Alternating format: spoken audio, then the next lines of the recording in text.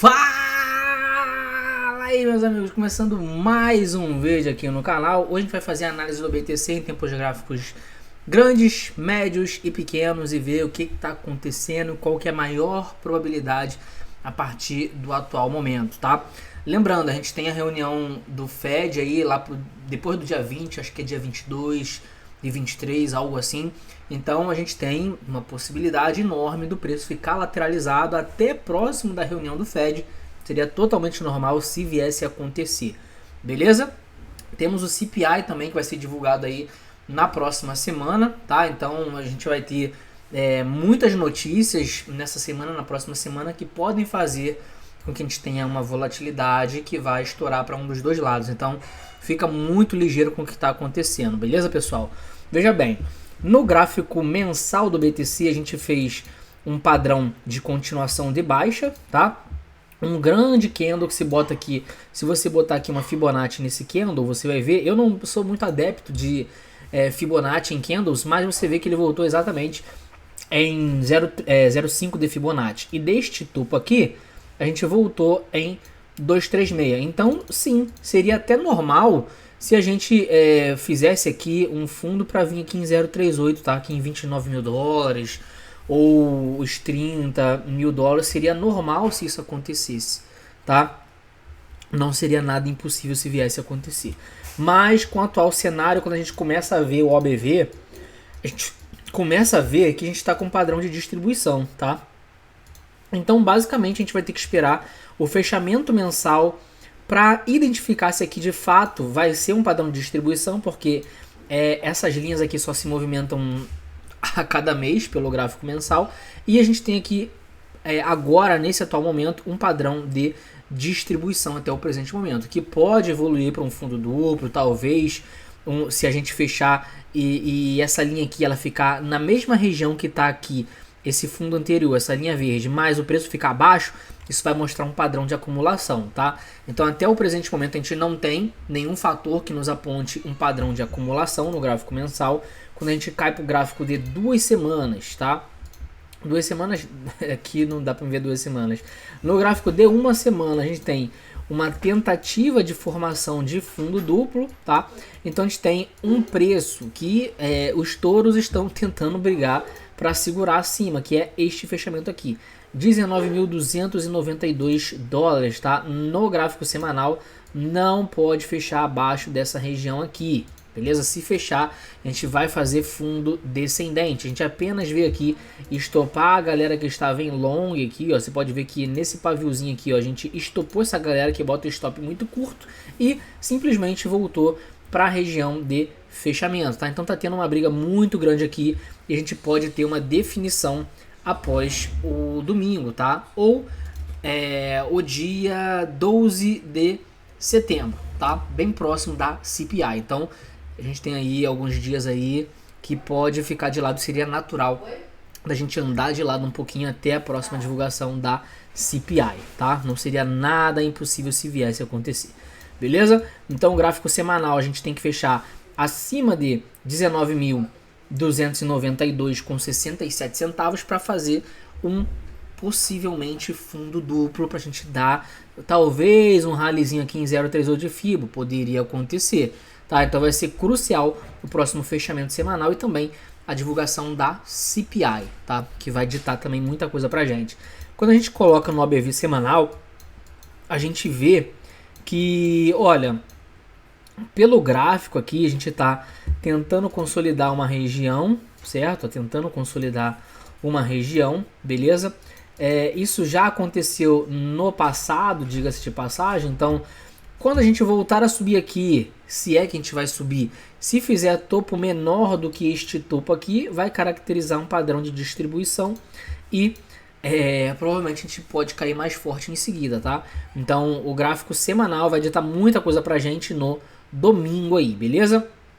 Se eu botar aqui o RSI do semanal e tentar analisar o que está acontecendo, a gente já perdeu a EMA, tá? A gente tem um ponto de suporte aqui agora em 31 e, bom, a gente está em 33 agora, ainda teria margem um pouquinho para cair, a gente está tecnicamente ganhando força, mas isso não dita muita coisa pra gente, porque a gente bateu numa linha de tendência de baixa e tecnicamente o correto seria a gente voltar a alguns patamares um pouco mais embaixo, tá? Então a gente poderia cair, por exemplo, na região de 19. É bem extremo mesmo, mas poderia acontecer de ir na região de 19. E onde que está a região de 19 do RSI? Por incrível que pareça, em 4 mil dólares. Então eu não acredito nisso até o presente momento. Não acredito que a gente vá na região de 4 mil dólares, mas por esse padrão de RSI, a gente poderia cair lá até 4 mil dólares. Eu não acho que não, acho que é mais plausível a gente vir aqui retestar esse fundo aqui de 26 a 25. Então, na pior das hipóteses, eu acho que a gente poderia cair na região 25, que está em 13.200 dólares, tá?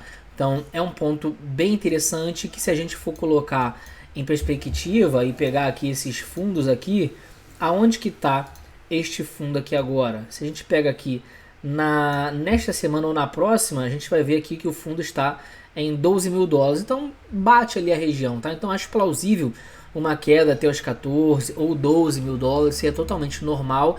E pelos ciclos passados também seria normal se viesse a acontecer.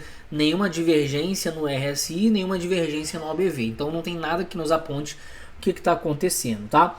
Quando a gente cai para o gráfico diário, a gente tem o que? A gente tem no RSI, olha só, no RSI a gente tem topos descendentes, no gráfico a gente tem topos descendentes, tá? E fundo duplo. Fundo duplo, então pelo gráfico diário a gente teria margem para dar uma subidinha aqui, ó, tá? Talvez entre os 21, 22, teria margem pelo gráfico diário aqui do RSI, beleza? A gente poderia vir aqui na região, cara, 45, 50, seria totalmente normal se viesse a acontecer isso para perpetuar mais uma queda, tá? Então não seria nada impossível se a gente desse uma correção aí para cima. Vai depender muito da S&P 500 e da Nasdaq, que eu já vou colocar o gráfico daqui a pouquinho, tá? Então nenhuma divergência. Deixa eu dar uma olhada no OBV aqui do gráfico diário, pra gente tentar ver se a gente tem alguma divergência aqui no OBV do gráfico diário. Quando a gente coloca o OBV do gráfico diário, a gente começa a ver que a gente não tem nenhuma divergência, tá? Nenhuma divergência. A gente fez fundos descendentes no OBV, fundos descendentes no gráfico, tá? Se eu fosse considerar esses fundos passados aqui, ó, isso aqui estaria me mostrando claramente um padrão de distribuição, que a gente tem, ó, esta região aqui, ó, tá vendo? Esta região aqui, ó, até esta aqui, esse aqui foi o último fundo, ó, tá vendo? O último fundo, que é exatamente onde o preço se encontra agora, e olha o OBV caindo, caindo, caindo, caindo, caindo, tá? Então isso mostra que, sim, está tendo, de certa forma, distribuição. Tem algumas altcoins que estão passando por uma acumulação, mas eu não vou falar disso nesse vídeo, eu vou falar especificamente do Bitcoin. Então a gente está com um padrão a princípio de distribuição no gráfico diário, no gráfico mensal e no gráfico semanal ainda não nos mostra o que está acontecendo. Então, se a gente for pegar o compilado, a maior probabilidade seria sim a gente ter despejos. Isso aqui, se eu for colocar para análise gráfica, isso aqui está me parecendo um pullback de baixo, como a gente viu na nossa live de ontem, tá? Que é exatamente nesta região aqui, tá? Que vem até os 19.500 dólares por unidade. E para completar, se a gente for ver a análise de sentimento, pô, para ter uma validação do que está acontecendo e tal, a gente vê que tem uma galera que acabou shortando o Bitcoin.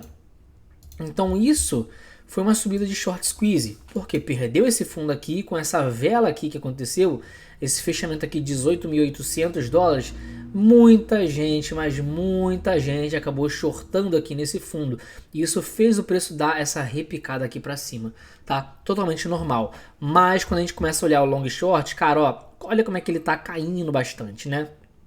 Esse foi um short squeeze violentíssimo, tá?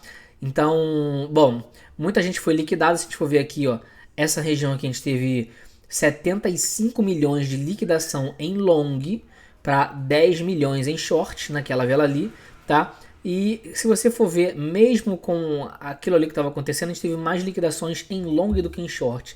Então, se eu colocar aqui o gráfico diário, por exemplo, para a gente pegar uma informação um pouco mais detalhada, a gente vai ver que a gente está tendo, ó, nesse rompimento aí, a gente teve 93 milhões e meio liquidados em long contra 21 em short.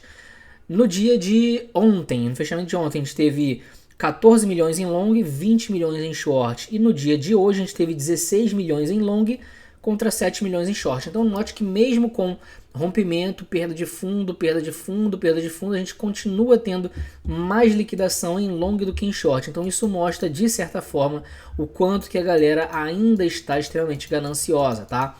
E quando a gente coloca o gráfico mensal para ter uma ideia um pouco melhor, a gente vai ver que desde que a gente começou a cair, a gente tem mais liquidações em long do que em short, tá?